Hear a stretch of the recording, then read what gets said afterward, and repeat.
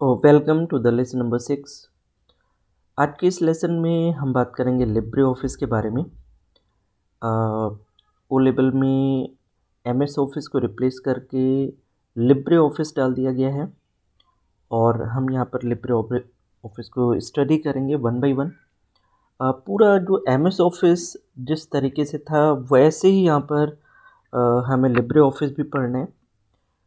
सबसे पहले आपको कंप्यूटर सिस्टम में लिब्रे ऑफिस इंस्टॉल करना पड़ेगा और ये फ्री है, फ्री एंड ओपन सोर्स।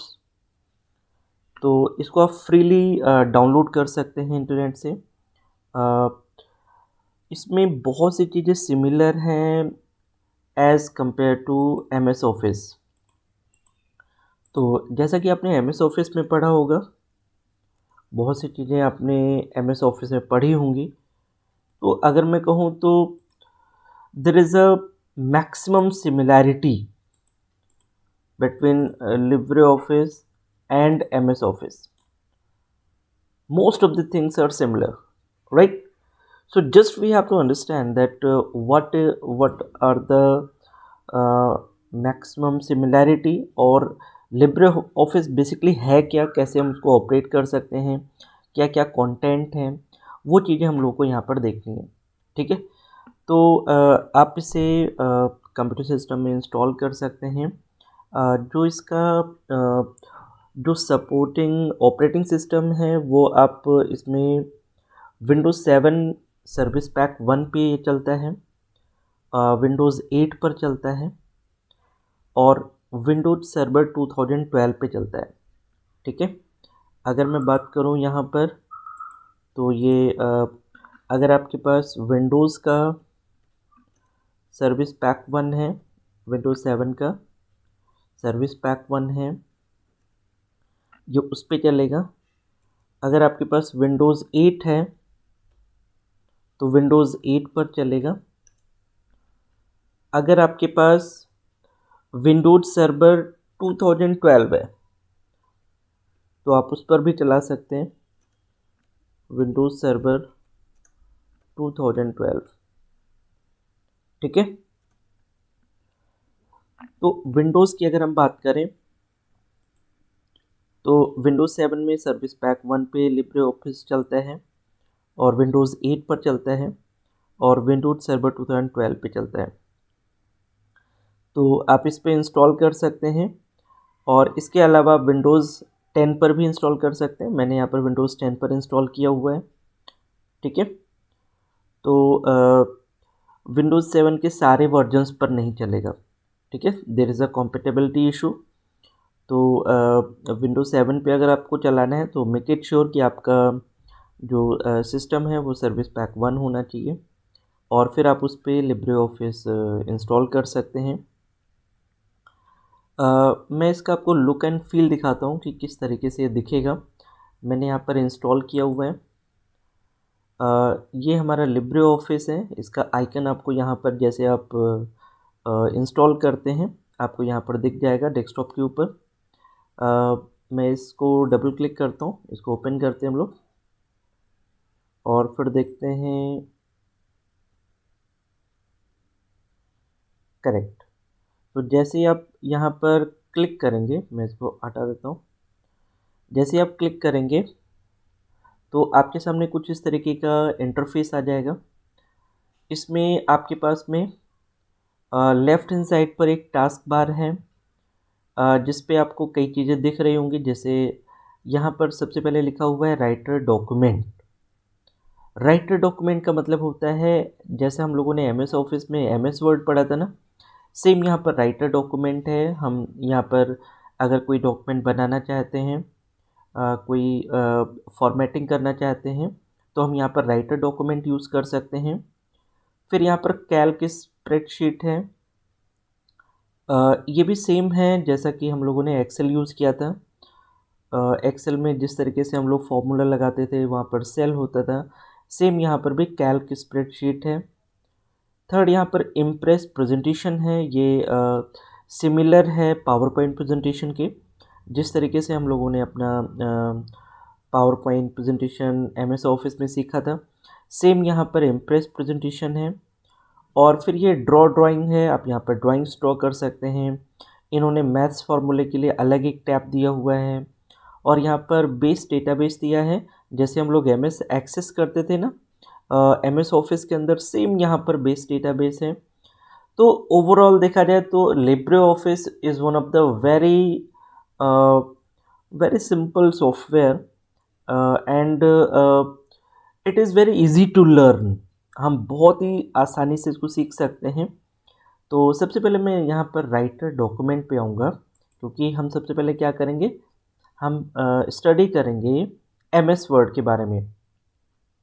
ठीक है, तो मैं सबसे पहले यहाँ पर आ जाता हूँ, राइटर डॉक्यूमेंट के ऊपर आ जाता हूँ।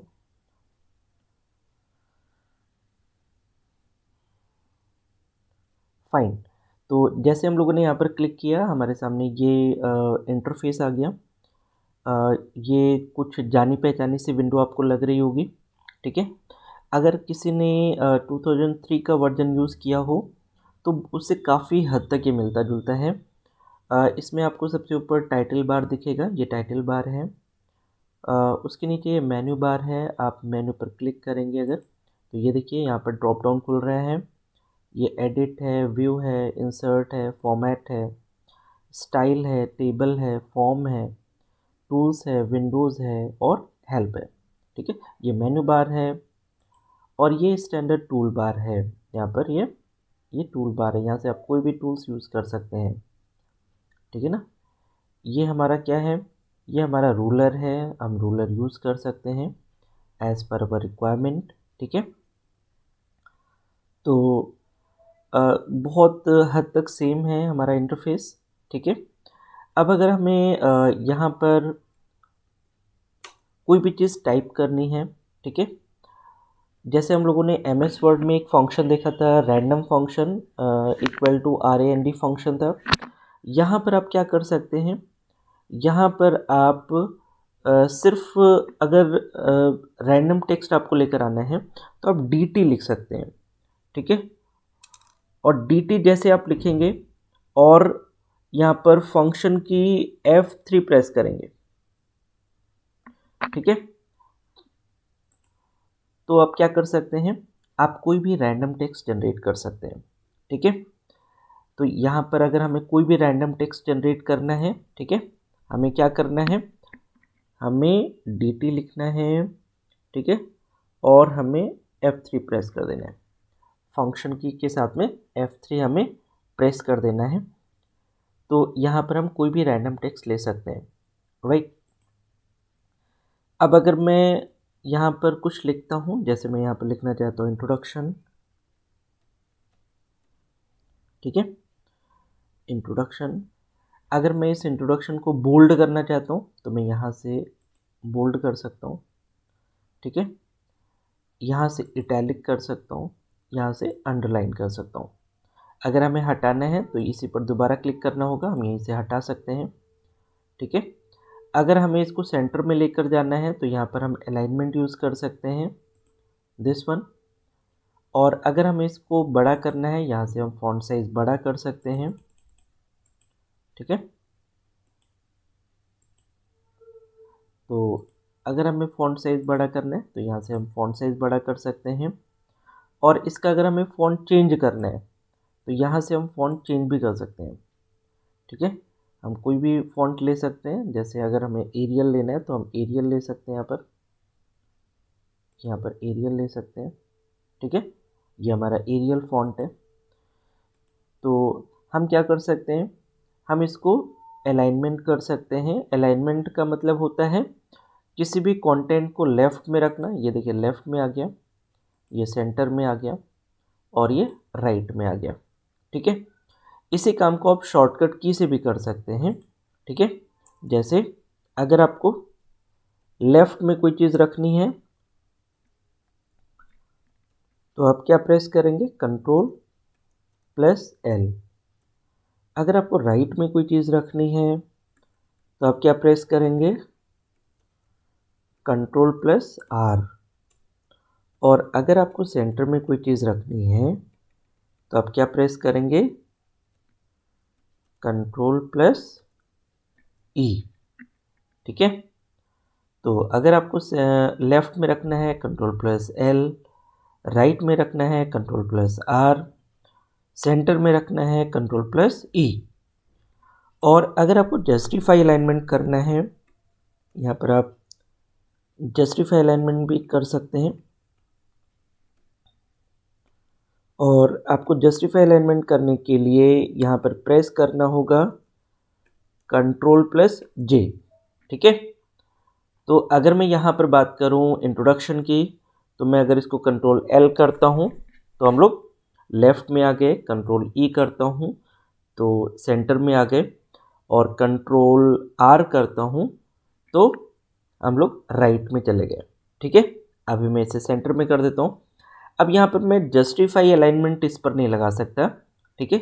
जस्टिफाई अलाइनमेंट क्या होता है, पैराग्राफ पे लगता है, ठीक है।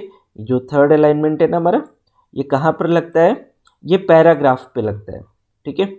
हमें क्या करना पड़ेगा, हमें पैराग्राफ सेलेक्ट करना है, ठीक है।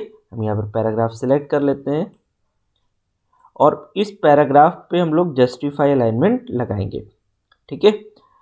अगर हमें राइट अलाइनमेंट लगाना है तो Ctrl+R, सेंटर लगाना है Ctrl+E, और लेफ्ट लगाना है Ctrl+L, और अगर जस्टिफाई लगाना है तो Ctrl+J,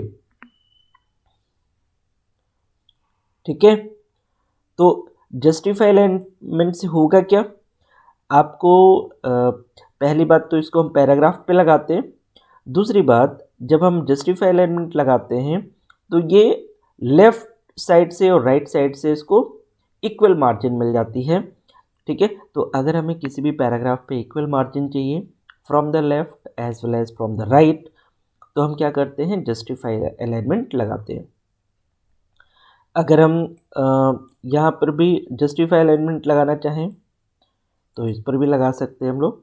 यहाँ पर अगर मैं इसको सेलेक्ट कर लेता हूँ, ठीक है, और मैं Ctrl+J प्रेस करता हूँ, ठीक है, तो ये जस्टिफाई अलाइनमेंट लग जाएगा, ठीक है। आप ये देखो मेरा कर्सर भी यहाँ पर है, ये जस्टिफाई अलाइनमेंट है, ये राइट अलाइनमेंट है, ये सेंटर अलाइनमेंट है, और ये लेफ़्ट अलाइनमेंट है, ठीक है। तो इस तरीके से हम लोग लेफ़्ट, राइट, सेंटर और जस्टिफाई अलाइनमेंट लगा सकते हैं, ठीक है। तो अगर हमें अलाइनमेंट देना है तो इस तरीके से हम लोग शॉर्टकट की यूज़ कर सकते हैं। उसके बाद में अगर हमें बोल्ड, इटैलिक या अंडरलाइन करना है तो उसके लिए भी हमारे पास शॉर्टकट की होता है। अगर हमें बोल्ड करना है तो हमारे पास होता है Ctrl+B, अगर इटैलिक करना है तो हमारे पास होता है Ctrl+I, और अगर हमें अंडरलाइन करना है तो हमारे पास होता है Ctrl+U, ठीक है। हम Ctrl+U दे सकते हैं। तो फॉर एग्ज़ाम्पल मैं इंट्रोडक्शन को ही सिलेक्ट कर लेता हूँ, ठीक है। और अगर हम इसको इटैलिक कर रहे हैं Ctrl+I कर देते हैं, ये देखिए मैंने Ctrl+I कर दिया। अगर अंडरलाइन करना है तो Ctrl+U कर दिया, ठीक है। ये ऑलरेडी बोल्ड है, मैं बोल्ड हटाऊंगा तो ये बोल्ड ऐसे हट जाएगा। फिर से बोल्ड अगर रखना है तो Ctrl+B प्रेस कर दूंगा तो ये बोल्ड हो जाएगा। अगर हमें इटैलिक हटाना है Ctrl+I कर दीजिए, अंडरलाइन हटाना है Ctrl+U कर दीजिए, बोल्ड हटाना है Ctrl+B कर दीजिए, ठीक है। मैं दोबारा इसको बोल्ड कर देता हूँ, राइट। तो इस तरीके से हम लोग क्या कर सकते हैं, बोल्ड, इटैलिक और अंडरलाइन ये दे सकते हैं with the help of the shortcut की, राइट। अब अगर सपोज आपको इसमें पेज इंसर्ट करना है तो आप क्या कर सकते हैं, मैं यहाँ पर लास्ट में कर्सर को रखूँगा और कंट्रोल एंटर प्रेस कर दूँगा, ठीक है। तो जैसे मैं कंट्रोल एंटर प्रेस करूँगा यहाँ पर नेक्स्ट पेज हमारा ओपन हो जाएगा, ठीक है। और अब मैं क्या चाहता हूँ, ये जो कंटेंट है हमारा, ये जो पैराग्राफ है ना, ये पूरा पैराग्राफ मैं क्या करना चाहता हूँ, इसको यहाँ से कॉपी करना चाहता हूँ, ठीक है, और यहाँ भी रखना चाहता हूँ, नेक्स्ट पेज पर भी रखना चाहता हूँ। ठीक है, तो उसके लिए हमें क्या करना पड़ेगा, हमें पहले टेक्स्ट को सिलेक्ट करना पड़ेगा, फिर हम लोग कॉपी करेंगे। ठीक है ना, और कॉपी करने के बाद में हम क्या करेंगे, इसको यहाँ पर पेस्ट करेंगे। ठीक है, तो कॉपी करने के लिए आपको क्या करना पड़ेगा, आपको एडिट ऑप्शन पे जाना पड़ेगा और यहाँ से आप कॉपी करेंगे। ये कॉपी ऑप्शन है ना, यहाँ से आप कॉपी करेंगे और फिर उसके बाद में आपको कर्सर यहाँ रखना है और फिर एडिट पर जाना होगा और आप यहाँ पर पेस्ट कर देंगे। तो जैसे आपने वहाँ पर कॉपी किया था वो कंटेंट यहाँ पर क्या होगा, पेस्ट हो जाएगा। अगर मैं नेक्स्ट पैराग्राफ भी चाहता हूँ तो मुझे क्या करना पड़ेगा, इसको भी सिलेक्ट करना पड़ेगा और इसको भी मैं एडिट पर चलूँगा, यहाँ से कॉपी करूँगा और यहाँ पर पेस्ट कर दूँगा। ठीक है, अब अगर मैं इसके शॉर्टकट की बात करूँ तो कॉपी के लिए हमें लिखना होता है कंट्रोल प्लस सी, और अगर हमें पेस्ट करना है तो हम यहाँ पर लिखेंगे कंट्रोल प्लस वी। ठीक है, control plus C and control plus V. ठीक है, अगर हमें सपोज ये कंटेंट यहाँ से कॉपी करना है तो मैं शॉर्टकट की यूज़ कर सकता हूँ ना, मैं कंट्रोल सी प्रेस कर सकता हूँ। मैंने कंट्रोल सी प्रेस कर दिया है और मैं सपोज मैं यहाँ पर रख करके कंट्रोल एंटर करके न्यू पेज पे आ जाता हूँ और मैं यहाँ पर अगर पेस्ट करता हूँ, कंट्रोल वी करता हूँ, मैं कंट्रोल वी कर रहा हूँ। ठीक है, मैंने यहाँ पर कंट्रोल वी किया है और जैसे कंट्रोल वी किया यहाँ पर जो कंटेंट था हमारा वो पेस्ट हो गया। ठीक है, तो इस तरीके से हम लोग क्या कर सकते हैं, कॉपी एंड पेस्ट कर सकते हैं किसी भी कंटेंट को। राइट, तो सिंपल तरीका है अगर हमें किसी को कॉपी करके पेस्ट करना है, और अगर हमें कट करना है तो यहाँ से हम कट भी कर सकते हैं, यहाँ पर कट कर सकते हैं। जो कट करने का शॉर्टकट की है हमारा वो कंट्रोल प्लस एक्स है हमारा, और कंट्रोल प्लस एक्स करके हम क्या कर सकते हैं, कट एंड पेस्ट कर सकते हैं।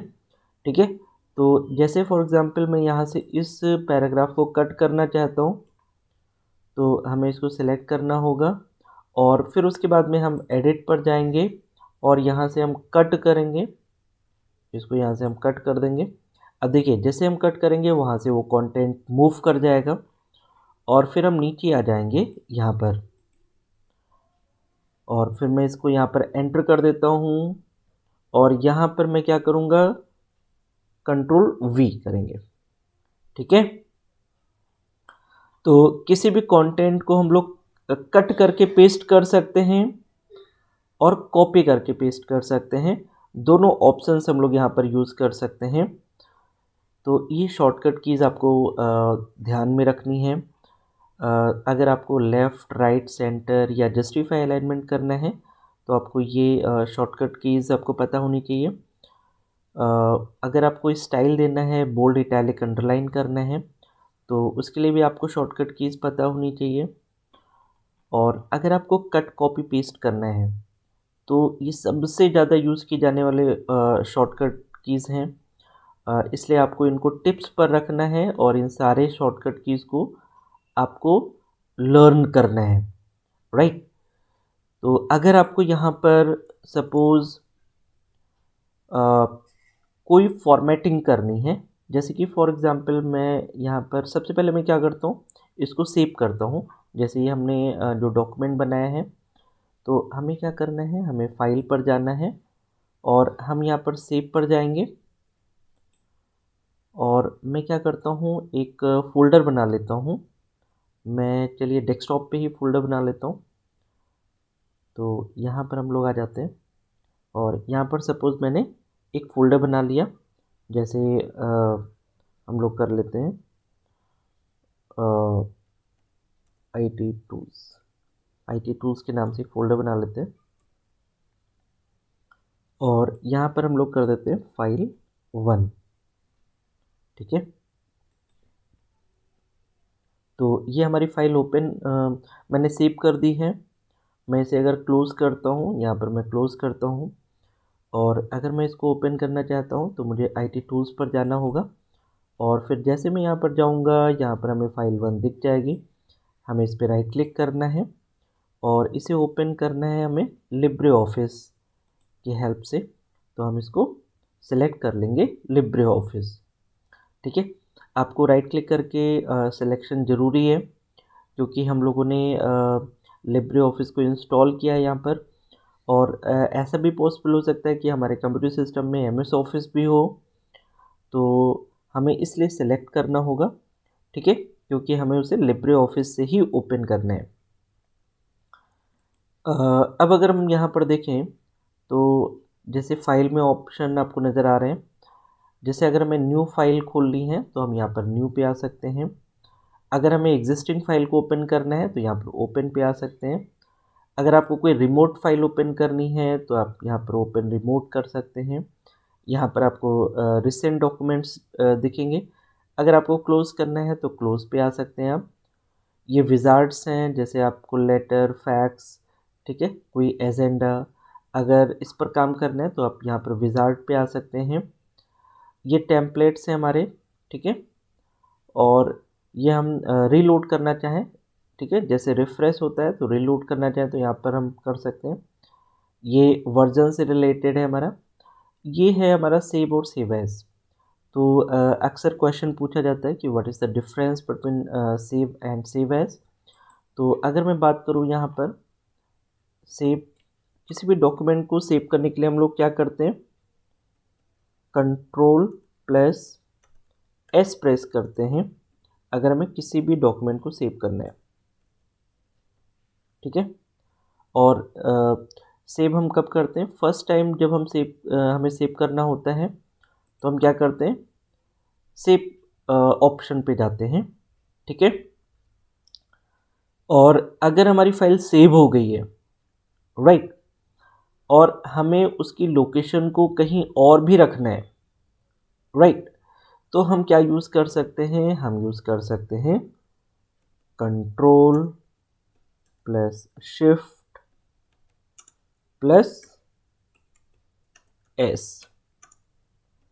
ठीक है, इसको हम लोग कहेंगे सेव एज ऑप्शन। ठीक है, तो Ctrl+S से हमारा सेव होता है, और Ctrl+Shift+S से हमारा क्या होगा, सेव एज होगा। ठीक है, तो अगर मैं इस फाइल को मैं सेव एज करूँ, यहाँ पर सेव एज करूँ, ठीक है, तो जैसे कि सपोज मैं डायरेक्टली डेस्कटॉप पे भी रखना चाहता हूँ, मैंने यहाँ पर IT टूल्स रखा हुआ है, IT टूल्स फोल्डर के अंदर। अगर मैं इसको डायरेक्ट डेस्कटॉप पे भी रखना चाहूँ तो मैं यहाँ पर रख सकता हूँ। ठीक है ना, ये फाइल 1 ऑलरेडी है, ये IT टूल्स में है ना। हाँ, तो मैं डेस्कटॉप पे रखना चाहता हूँ तो मैं डेस्कटॉप सेलेक्ट कर लेता हूँ, सेव कर देता हूँ। तो अगर मैं इसको क्लोज़ करूँ तो आप देखेंगे ये जो फाइल 1 थी ना, ये हमारी डेस्कटॉप पर भी आ गई है। यहाँ पर भी IT टूल्स के अंदर भी है हमारे पास, और मैंने इसको डेस्कटॉप पे भी रख दिया है। ठीक है, तो हम किसी भी फाइल को अगर रीलोकेट करना चाहते हैं तो हम क्या कर सकते हैं, सेव एज ऑप्शन यूज़ कर सकते हैं। तो सेव और सेव एज में यही फ़र्क है कि अगर आप फर्स्ट टाइम फाइल सेव कर रहे हैं तो आप सेव यूज़ करिए। अगर आपको उस फाइल की लोकेशन चेंज करनी है, कहीं और भी सेव करना है, तो आप क्या कर सकते हैं, सेव एज ऑप्शन यूज़ कर सकते हैं। ठीक है, तो मैं इसको दोबारा से IT टूल्स फोल्डर में भी सेव कर देता हूँ। ये हमारा फोल्डर है, सेव, यस। ठीक है, तो ये जो हमारा कंटेंट है, अगर हमें सेव करना है तो Ctrl+S, और अगर सेव एज ऑप्शन यूज़ करना है तो Ctrl+Shift+S। ये हमारे पास शॉर्टकट कीज़ हैं जिनको हम लोग यूज़ कर सकते हैं, राइट। तो हम लोगों ने ये सारे यहाँ पर शॉर्टकट कीज़ देखे हैं जिस पे हम लोग अभी आगे भी वर्कआउट करेंगे, कई चीज़ें हम लोग देखेंगे। तो यहाँ पर हम लोगों ने कट कॉपी पेस्ट देखा एडिट के अंदर, ठीक है। अगर हम जैसे कोई मिस्टेक कर देते हैं, जैसे कि फॉर एग्ज़ाम्पल हमने यहाँ पर दिल्ली लिखा और फिर हमें लगता है कि नहीं दिल्ली नहीं मुंबई होना चाहिए, फिर हमें मुंबई हमने इसको कर दिया, ठीक है। फिर अगर हमें दोबारा दिल्ली करना है तो हम क्या कर सकते हैं, इसको अंडू कर सकते हैं। तो यहाँ पर हमें अंडू पे जाना होगा, ठीक है। ये देखिए, आप इसी काम को क्या कर सकते हैं, शॉर्टकट की से भी कर सकते हैं। जैसे कि अगर आपको अंडू करना है तो आप क्या प्रेस कर सकते हैं, कंट्रोल प्लस जेड आप प्रेस कर सकते हैं अंडू ऑप्शन के लिए, ठीक है। तो ये आपको एडिट ऑप्शन में मिलेगा और इसी का आपका जो रिवर्स प्रोसेस है वो है रीडू। आप रीडू भी कर सकते हैं, यहाँ पर रीडू कर सकते हैं, ठीक है। और रीडू करने के लिए आपको क्या करना है, बस कंट्रोल प्लस वाई करना है, ठीक है। तो आप अंडू करने के लिए कंट्रोल प्लस जेड कर सकते हैं और रीडू करने के लिए कंट्रोल प्लस वाई कर सकते हैं, ठीक है। तो जैसे कि सपोज मैं नीचे आ जाता हूँ और यहाँ पर जैसे मैंने लिखा लखनऊ, फिर मैं इसको कर देता हूँ दिल्ली, ठीक है। अब मैं कंट्रोल जेड करता हूँ तो यहाँ आ जाऊँगा, कंट्रोल वाई करता हूँ तो यहाँ आ जाऊँगा, ठीक है। मतलब मैं फ्लक्चुएट कर सकता हूँ कंट्रोल जेड और कंट्रोल वाई से, ठीक है। तो इस तरीके से हम लोग रीडू और अंडू का जो ऑपरेशन है उसको यूज़ कर सकते हैं। ये सारे शॉर्टकट कीज़ हैं और इनको हमें सबसे ज़्यादा यूज़ करना है, ठीक है। तो आज के इस लेसन में हम लोगों ने शॉर्टकट की से रिलेटेड चीज़ें सीखी हैं और सबसे पहले हम लोगों ने यहाँ पर एक रैंडम टेक्स्ट जनरेट करके देखा था। आपको मैंने बताया कि आपको क्या करना है, सिर्फ dt लिखना है और फंक्शन की F3 को प्रेस कर देना है। क्या प्रेस करना है, F3 को प्रेस कर देना है। जैसे आप F3 प्रेस करेंगे ऑटोमेटिकली टेक्स्ट क्या होगा, जनरेट हो जाएगा, ठीक है। तो अब आपको इसकी प्रैक्टिस करनी है, राइट। तो आज के इस लेसन में हम लोग इतना ही रखते हैं। मिलते हैं कल एक नए लेसन में। So thank you so much for watching this lesson. Thank you.